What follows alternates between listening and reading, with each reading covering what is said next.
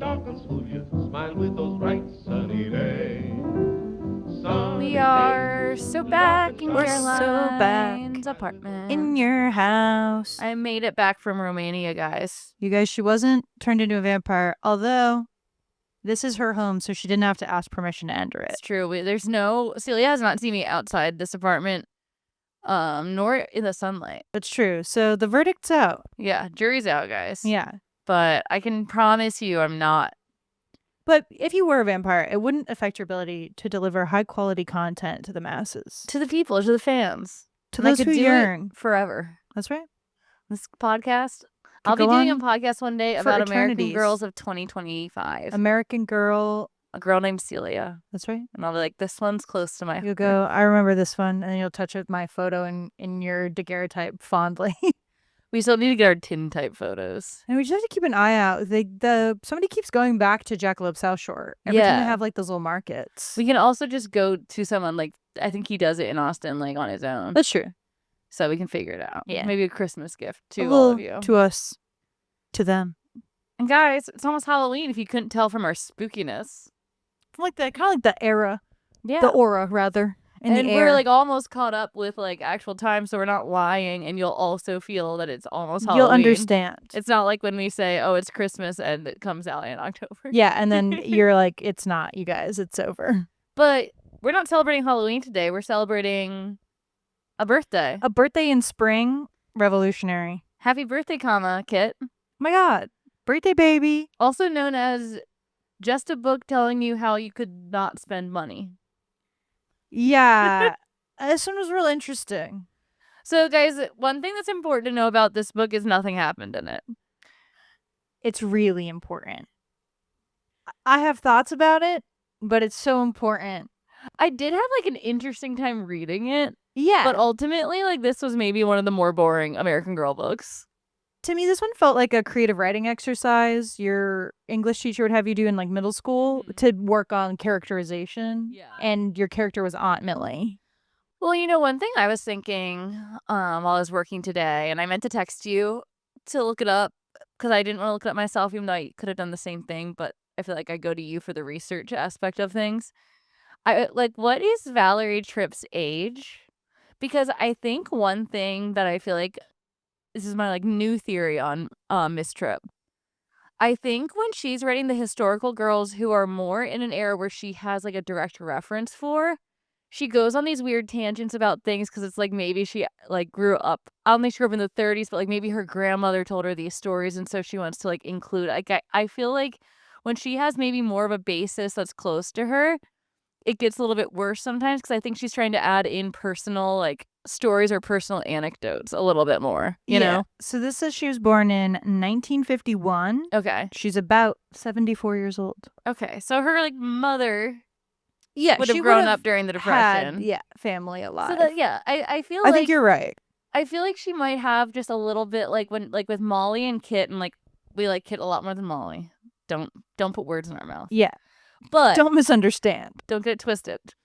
But I think there might be an element sometimes when we go on these longer, more boring diatribes like summer camp or this, where it's kind of like, oh, this is something like someone in my family told me and I want to put it in a book. And the Almanac type thing felt very like, this is my family history. And this is just a theory, guys.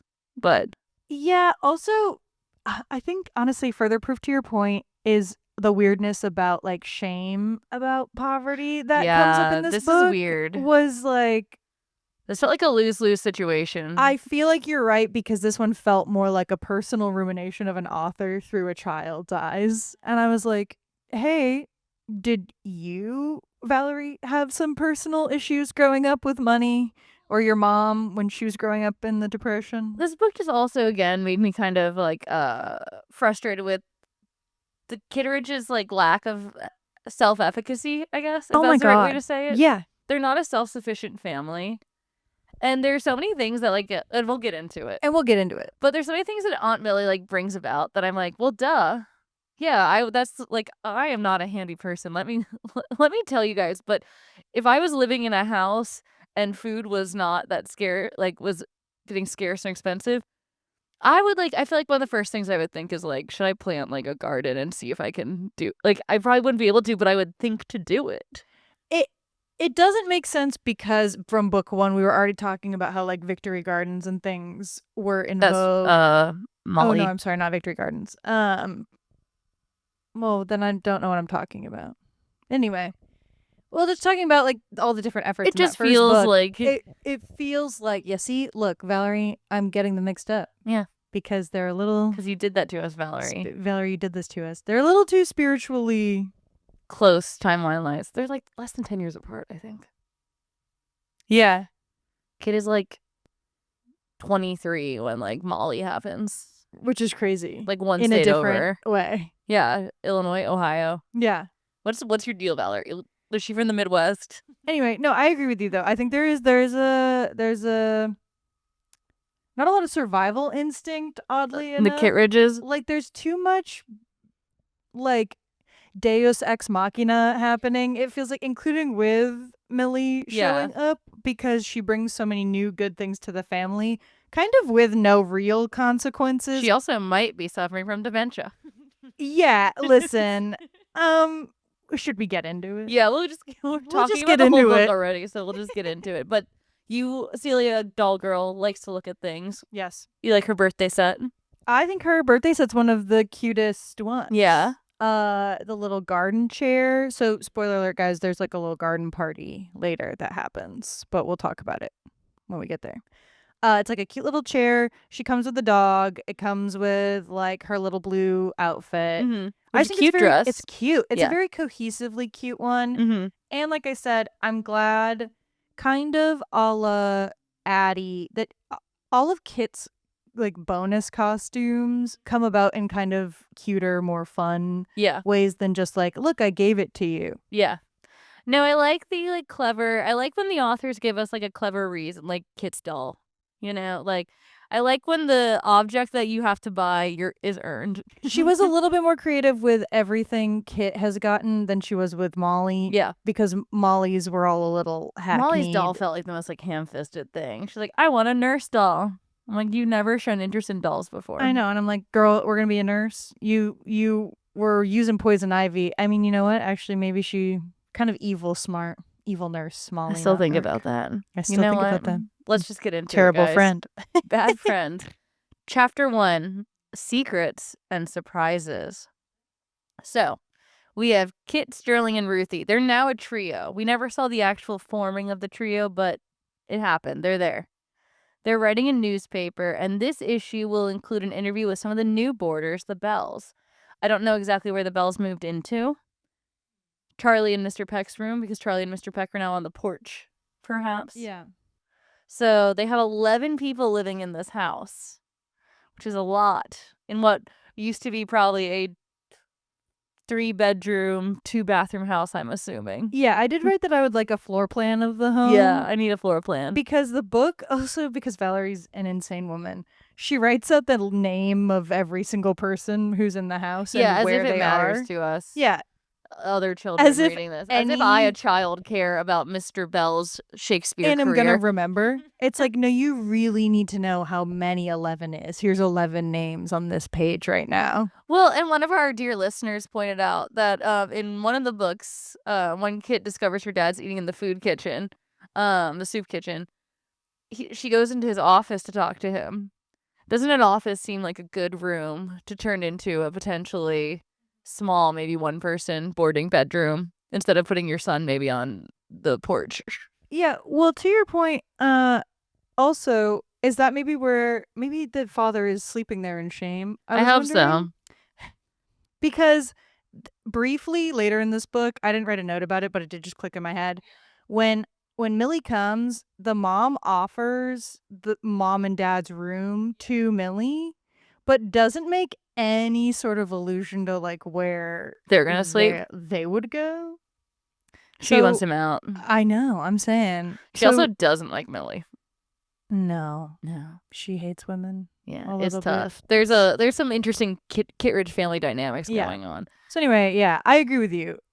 Maybe we're just not being told explicitly that it is being used. Maybe the office now is mom and dad's room. Maybe. It's hard to tell, though. It's hard to tell? But so as they're writing the newspaper where they're introducing the new boarders to everybody, Sterling and Ruthie find that Kit has clipped a it says like a celebrity, like I'm guessing it's like almost like a People magazine cover of a celebrity's child's birthday party that was Robin Hood themed. And I was like, is this like a real? It was so weird that it said celebrity that I was like, was this like an actual thing? And they just didn't reference the celebrity because kids wouldn't know it. Like, if we looked up like 1930s Robin Hood celebrity child birthday party, would we find something? It just felt like weirdly like specific. But well, Celia Googles as she's wont to do. Ruthie and Sterling are like, "Oh, this is so cool, Kit." And Kit's like, "Yeah, it's what my ideal birthday party would be, which is soon. But we're too poor to do it. No real thing. Not evidently. Not upon If you guys can cursory find Google. it, let us know." Yeah, sound off. But Kit doesn't want to let her parents know because she knows they're too poor to afford a birthday party this year. But she wants to save it because that's what she would like. But she can't tell them because they'll feel bad, and they should. Yeah. Like I said, I pity people in dire straits, but a lot of the Kittredges problems seem self-inflicted. Low-key, I was like, self-inflicted. Here's the thing. I was like, I feel bad for Kit, but low-key, I was like, half expecting this to be Kit gets another job so she can have the birthday party she wants kind of a vibe. Would have been a bump. Because this is basically what she did last book to save her family. I was like, well, girl, if you want your own party, seems like you could just hustle. Well, and then wait, we find out who did Aunt Millie bail them out for the Yes. Their so, debt. Yeah, so I'm getting sorry. Yeah. This is our first one that we're you stretching. guys, so many things happen. So Ruthie tells and somehow Kit, nothing. Yeah, so many things and nothing at all happen in this book. But Ruthie tells Kit like to keep hoping because that's Ruthie's thing.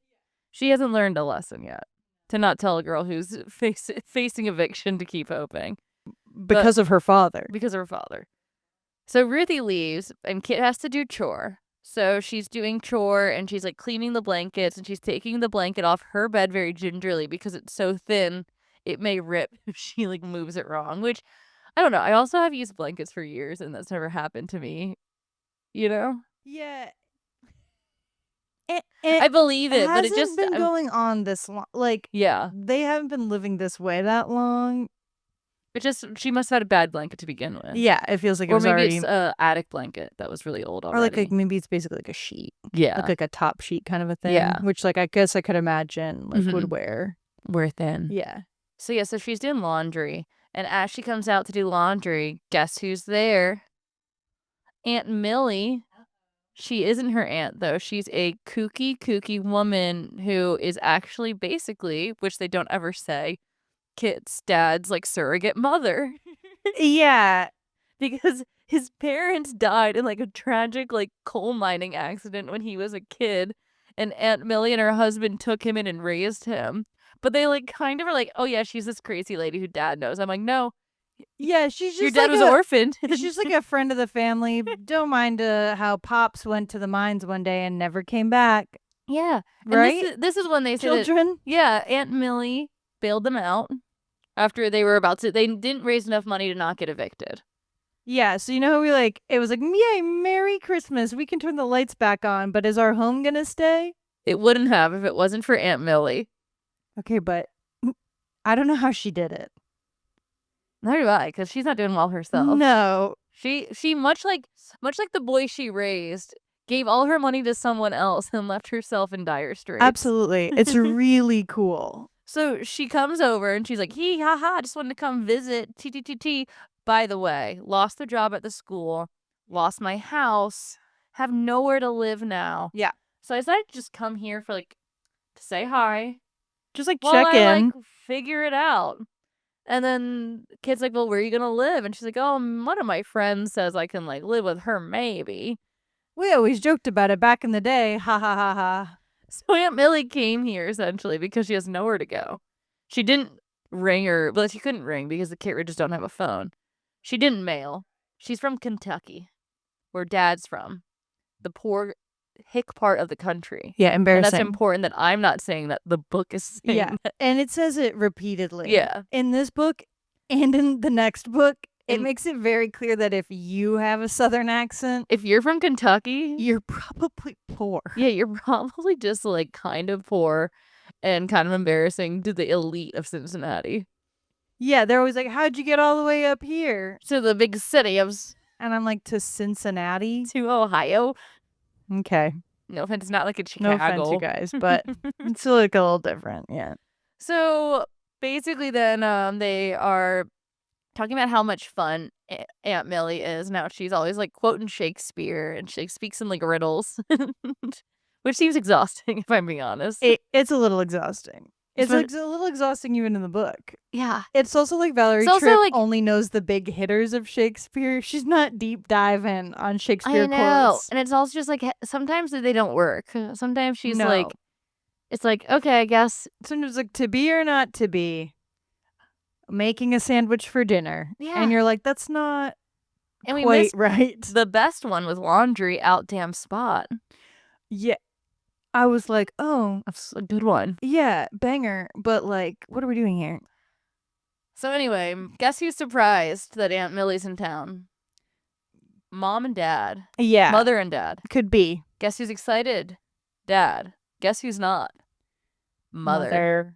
And yeah, as Celia mentioned, Mother's like, well, we have like nowhere to put you really, so you can take our bedroom, I suppose. But Kit's like, she can stay in the attic with me. And Mother's like, oh, thank God. I know. Like, Low-key, I was like, okay, Kit, I'm like, you how didn't many even extra know. beds do you guys have, though? I know where she's like, Where we are they just getting make all her these up beds? an Where are they extra getting bed. 11 beds? That's what I'm saying. Like, are we like dumpster diving? There has to be like other shit. But that's not shameful. Oh, trust me. I will say, you know, when the book starts introducing her, Millie, I was kind of like, isn't it crazy to show up in the Depression at someone's house? When you know those people couldn't pay rent or unannounced. mortgage a month, like 3 months ago. Right, unannounced. When you're like, you know who can help me? The people who I built. Yeah, the people I just gave a bunch of money to. I guess they do owe her technically at least 1 month's board. That's true. That's fair. That's at least, Yeah. if nothing else. But I was kind of like, I guess it's nice that there is technically somewhere she can go. But then I was like, wait, how did she afford paying for their home, but she couldn't afford to keep her own house? No one is good with money. I mean, I feel like we learned this from the Depression that people weren't good with money. Yes. And then we learned it again with the 2008 housing crisis, and I'm sure we'll learn it. We're learning Again, it right now. Yeah, it's happening in real time, I think. Like, one fun note I have about this book at the end is I was like, some of this feels useful to me. Yeah. Yeah. I mean, you gotta be hustling. You gotta be frugal. Oh, yeah. Yeah. But not shamefully frugal. Well, not yet, but maybe when you have 11 people living in your home, you'll suddenly and shockingly feel shame on a random Tuesday. Yeah, this wasn't embarrassing, but this is But embarrassing. this is now, yeah. It's like you're gonna switch up. You're gonna Yeah. want to change. Yeah, But you know what change Kid is excited for? Aunt Millie moving in. that's right. And she's also kind of getting into this whole border thing a little bit more. Yeah, a woman is here now. Yeah, Lots of women. She's excited. Chapter 2, The Waste Not, Want Not Almanac. Hard to say. Yeah. So Kit wakes up and Aunt Millie is like already dressed, like looming over her bed in like a like very old and worn but cleanly pressed, because she's a proud woman, dress. That's right. And she's like, get up. And she also calls Kit Margaret Mildred too. She doesn't call Kit. Full name. Yeah. Full Christian name. Yeah. So she's like, Margaret Mildred, get up. Get up here. And Kit's like, why are we getting up so early? And she's like, we are going to grab some dandelion weeds and make a dandelion salad. Yum. And so Kit's like, hee, adventure. Yeah, I mean, she's charmed. Yeah, Kit is like luckily charmed by this woman. Kit's not easy to convince. She's very impressionable. If you make it sound like an adventure, Kit will do it. Yeah, Kit's like, oh, If it has whimsy. would Amelia Earhart do that? Yeah. Yeah, if it has whimsy and or something she could write about in like a newspaper. Yeah. You just gotta like give Kit the right angle and she'll do it. Yeah, she's susceptible, gullible. as we find out in the next book. yeah. So they're basically like, Aunt Millie takes her out and they start like weeding for the dandelions, and then she's like, and back here we're going to plant a vegetable garden so that we can like grow our own vegetables. And as I said previously, this just makes fucking sense. I don't know why we have an entire yard that we are not using and we are having trouble feeding people, and we are not trying Also, we're to already- grow things. And we're gonna be now like months behind though yeah. on like repeatedly growing and harvesting. Yeah. Because we've been like dragging our feet. Because it's embarrassing. Yeah, mother has a whole like aside where she's like fretting about where the garden's gonna go because basically it'll look ugly in If the they have a yard. garden, it'll be like she doesn't want it to be visible, so it has to be like directly behind the house. No, because she has beautiful flowers up front, but ugly squash, celery. Also, where are we getting the money though for these things? Okay, for the seeds. I know she like hustles off to the side. Yeah, but to some degree I am like, some of these things still cost money. No, but I think it's like a return on investment, you know. That's true. And they do get one. But I like what you said here, that it's funny that mother doesn't want a vegetable garden, but having like 11 people come in and out of your house isn't like a point of pride. Well, look, and I know we both, I've read our outline. I know we both share the similar sentiment throughout it, but it's crazy to me that I thought we kind of got over the shame of needing like help and that other people need help in the first book. In the second, like, at very least. Yeah, in the second at the very least of like, yep, we need this. These are the support things we need. And it's okay because it means our family like is good. Yeah, because we already dealt with dad going to the soup kitchen and lying about having a job. Yeah, that was like, pretty embarrassing. That's embarrassing. Yeah, Kit, if you want to go home and cry about that, I get it, girl. Like, I too would be embarrassed if all my friends found out at school like that was happening and I was a child. But oh, my family who already has 4 other families living with us needed to start a garden to make them feel more comfortable. And that's the last straw. That's embarrassing. I just think this is kind of goes back to what we will say again multiple times, I think, throughout the next books and in this book. It's like the idea, and I think I bring it up later, but we can talk about it now too. It's like this kind of American idea of like pride that I think shoots a lot of people in the foot, where it's like dad like not getting a job as like a paper boy because he was a car salesman and he can't get a job like that. But it's like, where's the pride in like losing all your money? Like, isn't there more pride in doing something? Isn't there more pride in like surviving? And it just feels like there's this like pride that's like, well, we wouldn't have a vegetable garden if we weren't so poor right now. So therefore we cannot have a vegetable garden even though it would solve a problem. And it does feel very, I'm sure it happens in other countries, but I've just, from my own lived experience being abroad, it just feels like there's a very American sense that you need to like postulate how well you're doing and you need to kind of fake it till you make it, in a way that like, I feel like a lot of this like sense of like, we can't let other people know that we're struggling is ironic during the Great Depression when everyone you know is struggling. Like, it feels like if there were ever a time to be like outwardly doing things to make your lot better, it feels like the time that literally half the country is out of work is the time that it's like no one's going to bat an eye at your vegetable garden. Correct. Nobody's going to be like, oh, well, and then that ends up being the moral of the book. I know. Which is crazy. I know. But I agree with you. It took a while to get here. Yeah. You know? We took the long way. So Aunt Millie is basically showing them all like all these tricks and tips, which I did kind of find cool. So with Kit's aforementioned threadbare blanket, she basically cuts it down the middle and then resews it on the thicker side. So the thick part's in the middle and the thin parts are on the end now. She talks about making like chicken feed dresses out of like bags of like the food that they'd gotten for things, which apparently those bags were like very colorful, which is why people were I didn't know that. Yeah.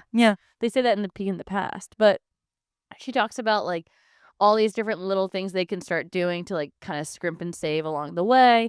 And Kit's like very charmed by this. Like, it's kind of like a it's fun Robin Hood adventure. It's like Kit loves Robin Hood. This is kind of Robin Hood-esque, doing like all these like thrifty things. Like a scavenger. I'm collecting things and living off like the lifestyle. Yeah, it's like thrilling. Mother is not so thrilled though. No. She's like it's kind of like what I mentioned about the pride thing, and she's like, Mother's in the background this whole book kind of biting her like cheek, like gnawing at her cheek about the she's always impropriety of it. It's always like chin in hand, like harumphing or like tapping her foot like in the corner, like nervously like sweating. Yeah, because it mentions that like Aunt Millie puts the sewing machine in like the living room so that she can like chat with people while she's fixing and mending things. And Mother hates the look of the sewing machine in the living room. Again, which is crazy to me. Okay, she feels so inconvenienced by Aunt Millie, but I didn't write this down, but I was thinking about it the whole time. Mrs. Howard like doesn't do any, like literally isn't paying. She's not paying. I know she's like helping allegedly, but this woman who is important to your husband, who's your husband's mother, your husband's like Adoptive a mother. kooky witch woman mother shows up and is like, I'm gonna magic everything better. I'm gonna help you guys. I'm gonna fix these gonna fix leaky this a these little leaky bit. holes. I'm not gonna I'm fix gonna plug everything. them up. Yeah, but I'm gonna give you guys a little bit of like it. And that's Too much. That's too much. But she's actually adding financial security and safety to the home And just kind of in other resilience. ways. Yeah, Yeah. resilience. And I was like, Miss Howard is literally like Munchausening her son and not paying money still.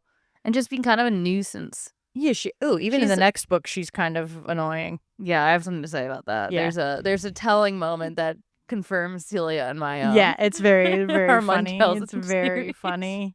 But yeah, I agree. It just kind of got tedious in this book because we're only in chapter 2 and it happens like 3 more times. And this is all that happens in this book.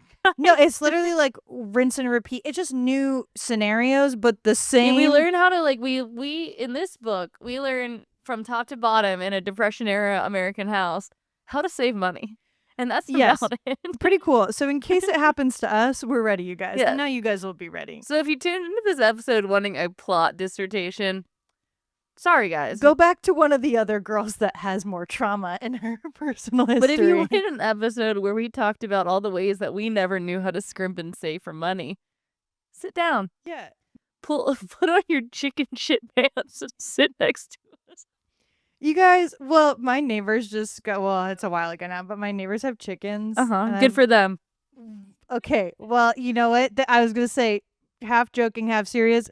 I've had like an invisible beef because the chickens do be making noise all the time, from like 7 in the morning till like 8 at night, and then they'll stop.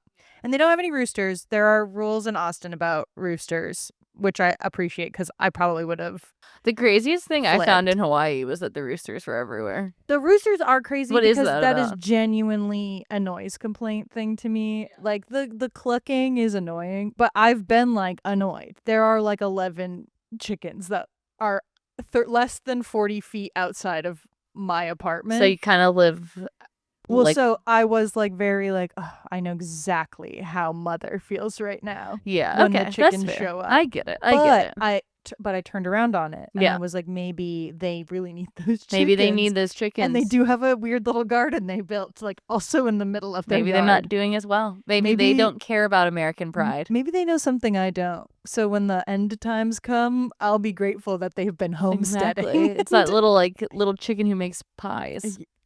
Oh, the little red hen? Yeah, Yeah. little red hen. Yeah. Who wants some? But nobody's helping. So you gotta Everybody wants a little slice. gotta give them a little something so you can get your slice later I'm on. going to just start peeking over the edge and be like, What's going on any over here? eggs going on? Are those hens happy? Are those hens clucking? Are those hens clucking? Are those hens laying? Give me some of that. It's good, guys. Anyway, So you guys could get some chickens and then use the things that you buy for those chickens to make clothes. and you and your friends could put together an almanac, This one, yeah, which was cute. it is cute. So Ruthie, Sterling, and Kit are all super gassed about this. 100%. And so they're for now. So they're all writing down all the things that Aunt Millie is teaching them. Sterling, of course, Mr. Artist, is drawing the pictures of it. They're keeping a record. And then Aunt Millie takes Kit on like an errand run. And they go to the butcher. And Kit's like, oh, this butcher, mean guy. Never smiled in his entire life. Won't smile today. Hates women. Hates women, hates people. And Aunt Millie goes up and is like, what's a Kentucky bastard like you doing in these parts? And he's like, well, I'll be damned. A Kentucky broad herself. Yeah, it's fucking crazy. They like southern drawl at each other and like hee ha ha. Gives them prime cuts of meat for cheap. And Kit's like, golly, how'd you do that? And she's like, sweet Riz, my child. She's like, you'll learn. It's not your time yet. Not your time yet. Not your time yet. And then they talk to the ragman, who seems like a cool job.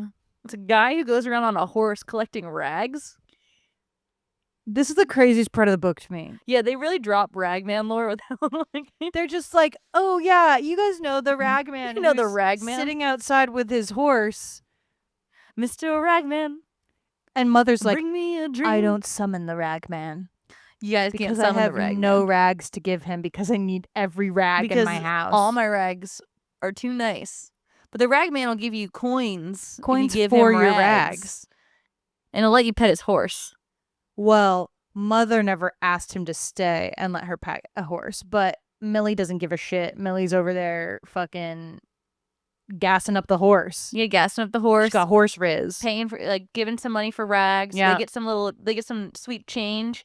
And then Kit's like, oh no, we're going to be late. The grocery store closes in 20 minutes. And Aunt Millie goes, that's exactly the point, Kit. Everything's going to be marked down because they need to sell it because it's Friday and they're closing till Monday, which I almost like crazy. Yeah, it did. Crazy lack of business. I feel insane. It is an interesting crisis of community when you like it's hard to fathom, and yet, like you said, maybe some things start to feel a little scary to modern times because people do get priced out of being able to buy stuff, but then you still need to sell produce and fresh products and things. It's just very interesting. Like, I guess there would have been, you would run out of staff because you'd run out of money to pay staff because your business isn't making a profit, so it doesn't make sense to be open for certain days. Yeah, that's true. But I feel like it's the crazy weekend would be the days that I would want to be open. Yeah, but it's crazy to fathom, I think. I can't imagine. I would forget everything I need. Yeah, and then I would like Go on Saturday and be like, oh, fuck. I just stand outside and yearn. Yeah, like, ugh. Like an Here American we go Girl again. doll. That's right. So they go and they buy all this discounted stuff, and Aunt Millie is like, banged up can still tastes the same, which is true. Yep. And then they go, but because they paid for the ragman with coins, now they're at the counter and they're paying for everything by like 1 cent, 2 cent, 3 cent. And Kit feels like everyone's staring at them and she gets a little embarrassed. And then I will say that because I'm just gonna keep pointing out every time I was like, she literally tussles together coins at the end of last book to pay their electrical bill. Yeah, that was only between her and Mother. I know, but you know what? There's a lot of switch up.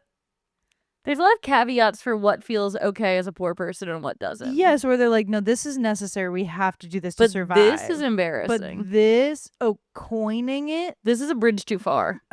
No, thank you. Yes. Pay with money that makes noise. Pay with money for goods I bought for cheaper? I'll freak out. Humiliating. In a time where primarily people still used a lot of coin currency. Feed people? You know? Feed people in my house? Embarrassing. Gross. Yucky. And then Kit kind of makes a comment about it, and Aunt Millie says being poor isn't shameful, especially if you're smart and resourceful. And I agree. That's true. I don't think it should be shameful. No. Especially if you are working hard and doing what's right to get your bag from the ragman. Also, again, more of us should be giving our rags to the ragman. I think so. I think we got to bring the ragman back. Bring him back. Hashtag ragman. Ragman, never needed him more. Ragman fall. We were wondering what the fall would be. Fuck, ragman fall. Is ragman fall? Kind of like ragman fall. Yeah. Should be the ragman for Halloween since I don't have an idea oops yet. All rags. And people give me rags. You gotta ask for rags all costume. night, and then you just like stitch them on. It's kind of a banger. I think interactive costumes are the future. I think it's a good idea. I think it's good to have a bit. As someone who got back to this country 3 days ago and has little to no time to come up with a costume. Yeah, that one feels doable within the 17 days you have to I know. fully I could do something assemble else, them. but I'm also not in town. So it's kind of like, we'll let you guys know if I be the if ragman. Caroline B's the ragman, we'll put it on the community tab and on our Instagram. Hashtag ragman. If you guys want Caroline to be the ragman, sound off in the comments. Hashtag ragman. Yeah, and I'll be Aunt Millie. Yeah. Aw. And then we'll show you what. But we were gonna do a thing once where Celia was one of the dolls and I was one of the dolls because I'm much shorter than her. we can still We can still do it, but we could be Samantha and then Lydia. Yeah, That'd be so scary. Let's do it. okay. Frightening. We'll let you guys know which one comes up. All right. Chapter 3. Grace. Yeah. Chickens. Cluck cluck. Cluck cluck. 2 hens clucking. 9 hens clucking. Aunt Millie A lot of hens. has brought some chickens into the coop. She has decided that now they need chickens for eggs, not to eat. Just some chickens. Yeah. Also, dad alert. Dad shows up, you guys, and has speaking lines in this book, which I did Which is impressive. write down as remarkable. Yeah. Also, it takes him only one sentence to build a chicken coop, Which is huge. when I'm pretty sure it took him a book and a half to finish that spare fucking room that we talked about building like 6 months prior. And 4 books to not find a job. Yeah, we really have moved on from father redemption arc, I guess. But he does build a chicken coop. Yeah. So I guess it's nice that he's decently handy enough there. Yeah, so he's done. Father has contributed exactly one thing to this family since 2 things. He built Charlie probably helped him with that. So. Yeah. 1.5 things since losing his job. 1.5 things, exactly. And so mother is humiliated by the chickens, but like can't argue that it is useful to have all those eggs with all the people they're feeding. And Kit likes like kind of cosplaying farm girl and like feeding the chickens, but she hopes that no one in her school ever finds out, because that would be humiliating if you found out that she was like acting like someone from Kentucky. Yeah. Again, okay, here's the thing that gets me, and this escalates over this chapter and the next one. Kit is like fighting a demon herself, but she is the one who was like, isn't it fun with the almanac that we're making? We're gonna like put together all of these tips and tricks. But I think this is like mother's voice on her shoulder. It is like the demon inside. It's like when you do something and you know your parent mother will wouldn't be like mad. Mother's not happy. Mother will be disappointed. Yes. Also, why couldn't father sell the eggs? This was another time we were sending children out to do a grown adult's job. I think children will sell more eggs than an adult man. That could be true, but if someone came to your house and it was like 2 precocious 11-year-olds and they're like, we have eggs from our chicken, will you buy like 2? You'd be like, sure. A grown ass man comes to your house. It's like, would you like to buy my eggs? What about like the milkman? That's true. What about the muffin man? Did you know about this? Did you know about this? We could have had the Eggman, but Mr. Kittredge was too cowardly. Ragman. Yeah, he could have made a thing out of it. You're right. That's what I'm saying. Like a little freak character. That's own freak street lore. Children, yeah, freak street lore. Give me your coins, children, and I'll give you eggs. And I'll put eggs in your shoes. I'm gonna leave little freak eggs in your shoe. Your shoes are a bird's nest. Don't forget to put your shoes out for the Okay, egg. guys, this Sunday, put your shoes outside your house, and if Carolyn and I can find one, we'll leave you an egg. We'll leave a fresh egg in your shoe. At least, well, fresh, hard to say, but the egg will be in your shoe. One lucky listener will get 1 egg in 1 shoe. Don't forget to leave a coin for the egg. Don't forget to leave a coin for the Eggman. That can be our first piece of merch. Don't forget to leave a coin for the Eggman. So, yeah, anyway. So Aunt Millie at the same time decides to do the most bold thing and convince Mom to throw another garden party, the first since Dad has lost his job. And Mom is like very hesitant about it, but Aunt Millie says we can do it, it'll be nice. And she really does like pull together a very nice setup for it. She's like, it's like Drifters Anonymous, beautiful garden party. Yep. And everyone's like, wow, this looks very nice. And in the meantime, while the garden party is going on, it's like raining. So it's in like the garden under a tent. Kit and Sterling are going out to sell eggs. The Eggman cometh. The Eggman goeth out. Yes. And so, seeketh the coin. The Eggman seeketh the coin. And so they walk up to a neighbor and they're like, may I interest you in an egg in these trying times? Please, shalt you put out a shoe for thine eggs to be given? What's thou like to live deliciously? Wouldst thou like to egg deliciously? And the woman is like, oh, you're the Kittredge girl, right? What the fuck are you guys doing selling eggs? Why do you have eggs? Poor. And then she's like, oh, we have chickens. And she's like, oh, chickens in your house? She's like, things are that bad? You guys are the Eggman? And I'm like, okay, here's the gag, though. They all live in the same neighborhood. So I kind of feel like everybody knows everybody's business. Back to your point, which was that, like, everybody was struggling in some ways. I would even argue, like, Ruthie's family, because her dad is literally taking people's homes. And I'm sure they're not doing as well as they usually are, just like to a lesser degree. Absolutely. He still has a job. They're more comfortable because of that. But correct. Yeah. So it's like everybody's going through their own shit. I think it's hilarious to be like, oh, you're like, but then she still buys the eggs. Yeah, she buys the eggs. But Kit feels deep shame from this. Yeah, this is the beginning of her shame spiral. Yeah, her shame spiral. She's not meant to be the Eggman yet. Okay, those Yeah. The straw is getting stacked on the camel's back, if you will. Exactly. And so they go a few streets down because she doesn't want to be next to their direct neighbors while they're peddling for the Eggman. And as they are walking, they find an abandoned dog. It's a little basset hound that's all tired and old and emaciated, and it has a sign that says couldn't feed her anymore. It's so crazy. And Kit, the picture is very funny. It's like Kit being such a girl seeing a dog. Yeah. Being like, oh, look, we need to take her home. So they load the dog in the cart with the eggs. Kit's like, you know what my mom wants? Another living thing that needs to be provided for. You know what my mom, a clean freak, needs? The drooliest dog that's ever existed. Yeah, the sloppiest, mopsiest little pupperoni. They are so cute. It's a very cute dog. But they are the sloppiest dogs.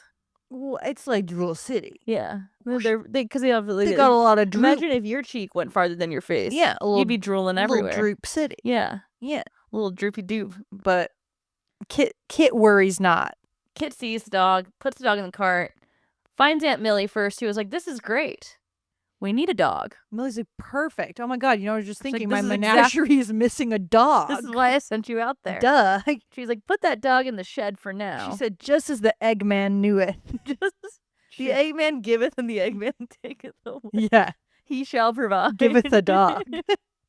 So basically the garden party is wrapping up and the chickens are starting to cluck. That's right. And you know who hears them chickens clucking? That dog. That dog. She got that dog inside her. Yeah. That dog goes 0 to 100. And she runs through the party and all the women scramble and scream and they're like, oh my God, dog. And it's like set up to be a scene that's crazy, but nothing really happens from it.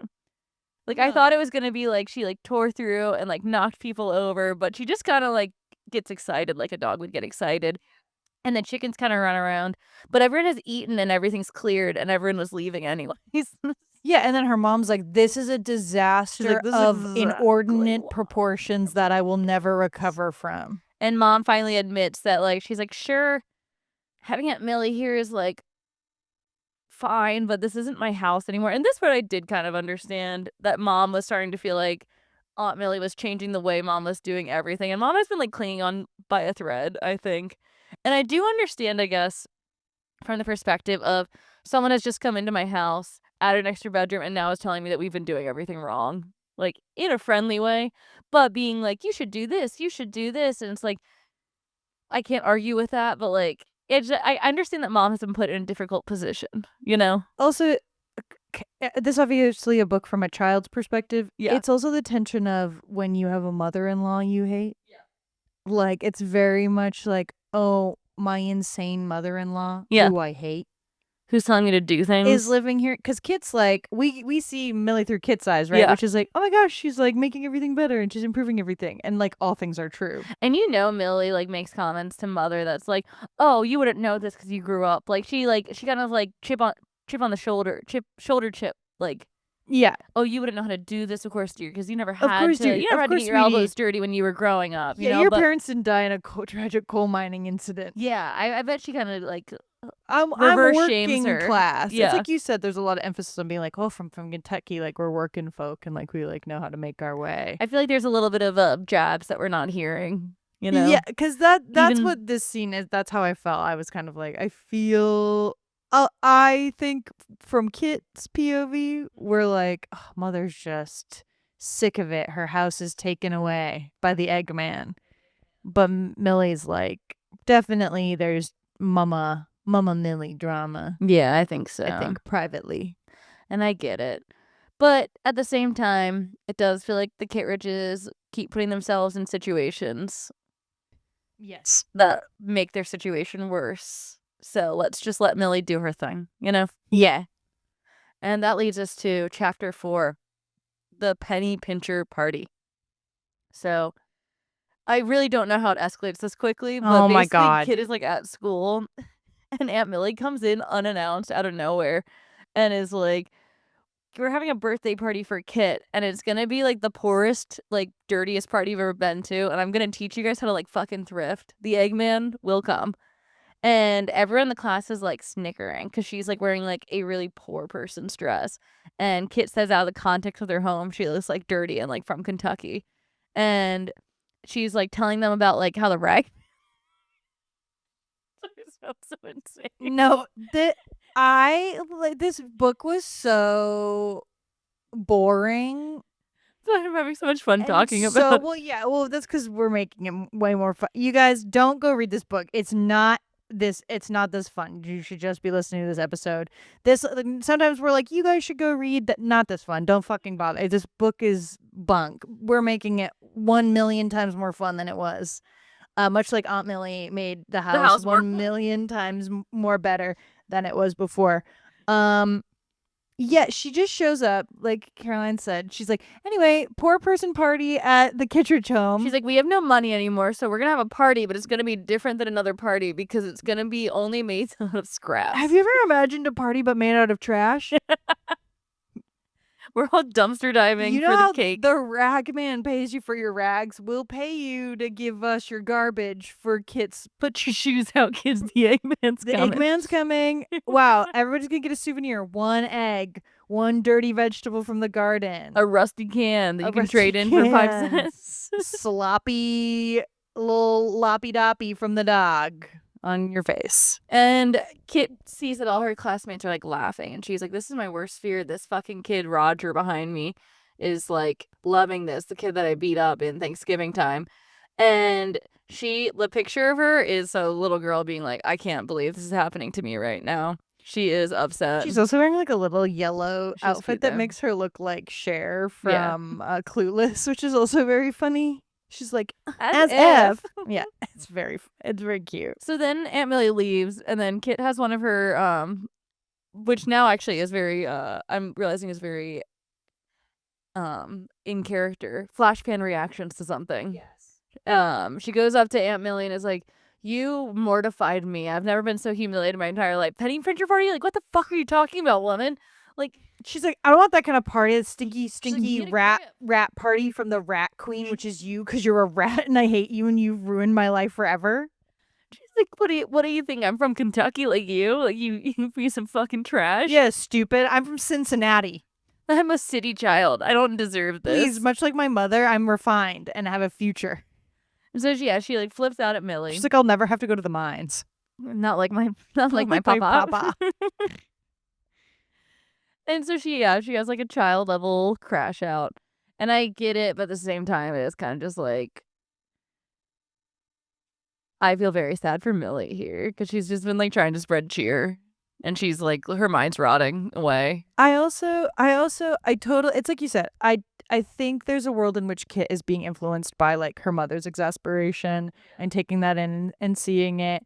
But I don't think we've been given, because these are children's books, the clearest understanding of the financial status or how everybody else in Kit's life outside of like Ruthie Yeah.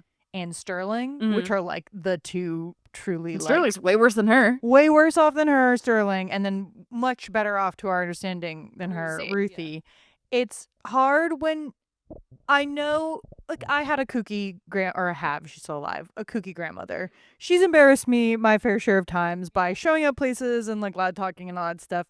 And like now as an adult, I can be like, oh yeah, well, like my grandma has her own like world that she lives in, and that's why she does that. But I think it's valid, but you do feel bad for her because she is being well intentioned. It is like, even if it's a little misguided, even if it was maybe like a little bit of a misstep, she is trying to be like, well, we've been having fun, right? And to her knowledge, Kit like loves it 'cause enjoys she's it, yeah. making the almanac and she's having fun and the kids think it's great. So it's kind of like, oh no, it's like the perfect storm of she showed up unannounced, didn't talk about it with Kit, That's thinking I she's think doing the only something fault nice. in this is like not being like, Kit, like, do you want me to come and talk about like we want to do something for your birthday? Can I come to school and talk about it? Yeah, Like, or even that just feels being easy. like, do you want to invite your friends to this party? Here's the theme. well, it's also like, why didn't like mother or father, who are also just home all day, when Aunt Millie stepped out to be like, I'm gonna go tell Kit's classmates that we're really poor and we're having a poor party. Why didn't either of them be like, hey, actually I need help in the garden? Yeah, I don't the think Eggman so. The Eggman. The Eggman's at school, so we need Hey, actually, the ragman is so back, and that's the Eggman's greatest nemesis. So you have gotta to go stay fight him. here to fight him. You gotta go fight him and off. settle this beef for once and for all. But so then Kit goes to her room and like cries like Kit does. And then when she wipes away her tears, she hears like a fluttering in the wind. And she looks up and there's a beautiful spring dress made out of a chicken feed bag. And it's a very cute dress. It's very cute. And Kit's like, golly, I guess you can make poor things look good. And she's like, we have to go stop Aunt Millie. So Kit goes downstairs and she's like, Dad, Mother, where's Aunt Millie? And they're like, she pieced out immediately. She realized she destroyed this house. She is like on the train back to Kentucky. And Kit's like, we have to get her back. Which and they're is like, a crazy overcorrection. oh, yeah, to leave like immediately? Yeah. This child cried and yelled at me once. I know Tia Magdalena didn't do anything crazy when No. Josefina knocked over her ancient vase and ran out of the house. Actually really did some fucking damage. But Aunt Millie's like, I'm out, packed my bags, had nothing, I own nothing. Yeah. And they just let her go too. So they weren't really wanting to keep her there. Because none of the adults were like, Millie, like, just like, wait a minute, Kit's a kid. Like, they were like, oh, no, don't go. Yeah. There's like, oh, okay. Oh, gosh. Bye. But they all decide they need Millie back now. So they all run to the train station. Fun fact, that train station is also the facade of the Justice League in the new Superman. It's real? Yeah. Oh, that's cool. I thought so because the picture seemed crazy. Yeah. Like, it has a giant map of the United States behind it. Yeah, it is crazy. And I was like, this has to be like a real train station. Cool. Yeah. Cincinnati's got a bunch of cool buildings that they use for that film. Anyway, because it's the real city, guys. Just a it's not fun Kentucky. film fact. Yeah, it's Yeah, not Kentucky's Kentucky. not real. Kentucky, not in film. Cincinnati. So if you guys have ever been there, you're a liar. Yeah. Kentucky, that is. Cincinnati's real. Cincinnati's real. And we believe in it. It's as real as love. And the Eggman. And the Eggman. 3 things I know There's 3 things I know. that are real. There's 3 things that you can bet your bottom dollar on. Love. Love. Cincinnati and the Eggman. And that's what they do. Yeah. They, for the love of Aunt Millie in Cincinnati, they go and recollect their Eggman. And they say, please come back. We'll never waste again. We'll never waste another egg. And she goes, I already knew that. You don't need me anymore. No, she doesn't. That she doesn't. She doesn't. She needs She's a actually house. desperate to come back. She missed 2 trains. She's been sitting there for 2 hours missing trains. She's just biding her time. She didn't have a backup plan for if she a never child bought a didn't ticket. feel guilt. She's just sitting there. She's getting ready to panhandle. Kit shows her the almanac, and that convinces her to come back home. And then they have the birthday party, and Kit realizes people weren't laughing at her; they were like laughing with delight at the idea of the party. They may have been laughing at her. It's impossible to tell because I don't think anybody was an honest narrator in this book. Like everything we got vibe-wise was like never totally correct. Even like the word Kit's like, this evil bitch hates that we have chickens now because we're dirty, dirty chicken people. And then she's like, oh yeah, I'll happily buy some eggs from you. Yeah. And I'm like, Who she knows just what's really she's happening? fucking recognized you. She's asking you questions. Kit's like, this woman's a cop and is going to arrest our family. I know. I bet it was kind of like, oh, wow. Oh, goodness. Oh, you guys have chickens now. Okay. Yeah, exactly. Like maybe a little bit of surprise. Maybe like, oh, where'd you get those Kit's eggs? like, it feels more come like, to this wouldn't it be for the Kittredges. Yeah. Well, wouldn't it be more shocking?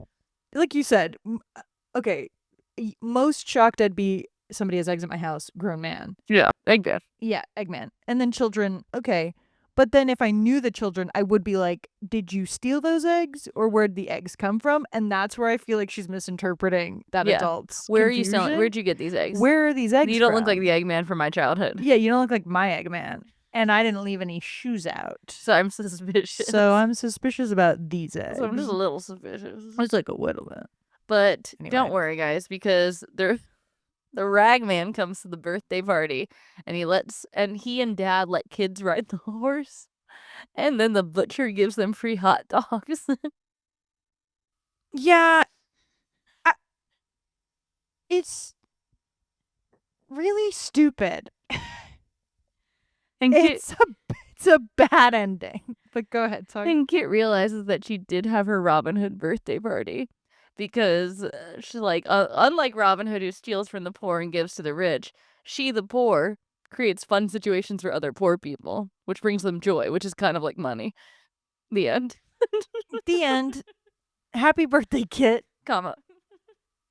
It was a good book now that we talked about it. Yeah, it's a good book now that we completely and Now that we fundamentally fixed took it what for we you. wanted from it and had a giggly side bit that was not even kind of deeply That was related not to even- a single thing that actually happens in the book. Oh, peek into the past. Let's look back. So, we really have to liven up the birth into the past because every single one is like, people gave birth at home, people gave birth in hospitals, people gave birth at home and in hospitals. And that's how they all start.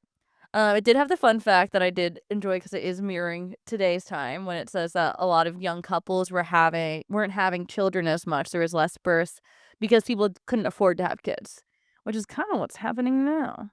Like people are like, I don't really want kids because that's a fuck ton of money to Yep. spend on a situation that I don't know what's gonna happen next. Yep, and the world is weird. And the world is weird. And isn't it? It might be The a selfish Eggman isn't decision. coming by as much as he used to.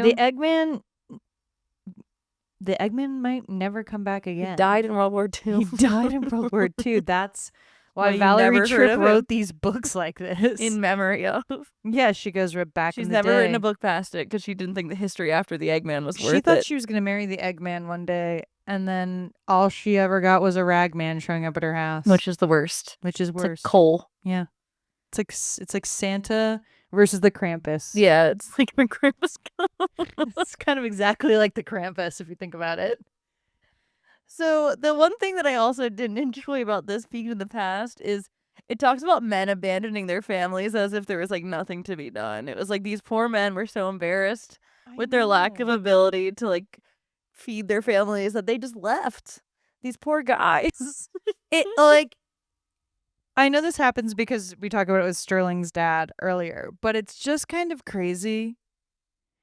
Like, what do you mean? This was back in the day where you could just disappear. And isn't it crazy that you could just disappear? Yes, because even so during COVID, my parents and I got really into watching Unsolved Mysteries. Yeah. And it's amazing how many of those are just like, one day John got up and went to the store and never came back.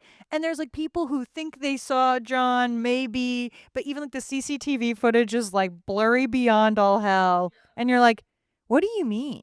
Like, what do we mean? I know. It's just like, I really understand How did this happen? in a past time. Like, I always think about that as a vampire. Yeah.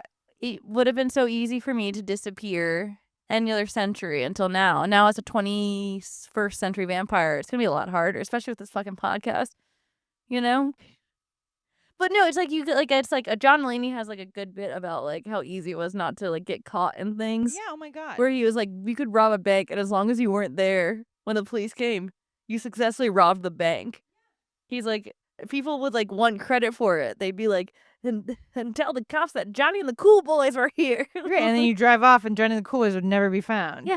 You they, go like, back to being John D.B. Smith Cooper? with a family. I'm just saying, like, we used to be able to pull off, like, heists. you guys were And- we're losing lore because we've become too accessible. Yeah. And we're losing the ability to, now we have to Guys, just family start annihilate if we, Yeah, start disappearing again. but yeah, basically, I just didn't like how they kind of made it seem like the men had no other choice but to abandon their families and then start new families in like Chicago. So it was kind of a weird way of like positing that situation that seemed to be happening a lot, enough that they wanted to mention it in Peek into the Past. And then it talks about how people would get really thrifty, and it kind of goes through what we talked about in the book a little bit. I loved the feed sack dolls. Yeah, those are cool. Yeah. Kind of like Ida Bean. It does Addie's look dog. very like Ida Bean. Yeah. Yeah. And it did make me look up. So the feed stacks were colorful, which is kind of fun. I think we should bring it back. Yeah. Fun packaging. Yeah. We don't need to go minimalist. Boring. No. Because we might need to make dresses out of it again someday. You guys, we don't know when we might. Yeah, we don't know when we might have to cut up our flour bags. When we have to and make fits out of flour bags. When my neighbors who are starting a chicken revolution. You might be like, mind if I take those feed bags and make some cute skirts? You guys might want to give me some extra feathers, and I'm gonna make a little top, a little sexy chicken a little top. chicken top. Well, never say never. Well, never say never to malnutrition for children. That's right. Because children weren't eating enough. That's right. And we get a little thing about how they were like getting like TB and polio and stuff because no one's bodies were strong enough to fight it off. Then it's like even the president had polio. The end. Yep. So what do you think? I mean, how fun to get a new character, a new family member character that's not from mother's side. But, I mean, we had fun. Yeah. Just now. But it wasn't a fun read, guys. It was it was a slog. My eyes were sleepy when I was reading it. I listened to this one because I Ooh. love to listen to Yeah. them. Also, it's very funny because the girl that I listened to read it, and then when I was scrolling through to look at the book earlier, I was like, oh, she's old. Millie. Yeah, Yeah. she's an old woman. Yeah, in my head I was making her like 'Cause aunt, younger. Yeah. probably, yeah. Yeah, and then I was like, oh. No, she's like grandma. But when I was listening to it, I was like, this book is still happening, Mm-hmm. and yet nothing has happened. No, I kept waiting for a plot to show up. Yeah. And then it didn't. And like Classic I said, mistake with it was like- Valerie. it was like a chapter 1 of Samantha Saves the Day, but only chapter 1. Yeah. Over and over again. And I kind of, like I said, I enjoyed learning all these like facts about the Depression because I do think, in a sense, it was kind of interesting to kind of get all the ways that people started to scrimp and save. I thought that was kind of an interesting look into things. But ultimately, yeah, not like a very interesting book. I do like the dog we got. And Yeah, the dog was fun. the dog makes an appearance in the next book, too. That's true. So Which I was glad for. We're 2 for 2 for having the animal not just disappear after one book. Yeah, we're on the ups. Yeah. And like you said, the dress was nice, too. Yeah, I mean, I think the accessories to the Mhm. story were great. Yeah. But the story was bad. But don't worry, we've got a crazy story coming up next. Next episode's a banger. Yeah. And I mean, we'll still probably do some bits, but But we have more plot to talk about. bits so need not apply. the Eggman may be slumbering during the Yeah, next one. Eggman may sleepeth. Yes. All right, kids. Well, send this to the person you wish you could put eggs in their shoes for.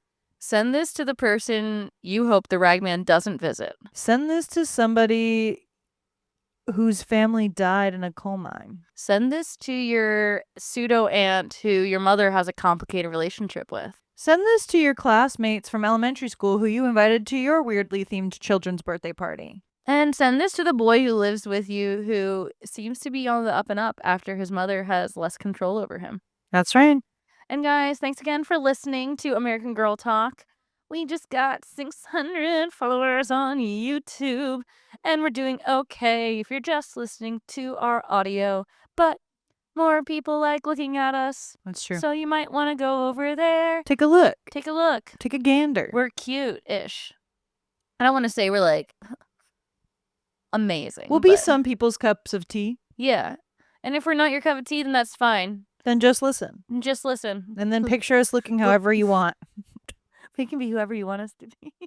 Well, But thanks for listening, guys. Comment ragman.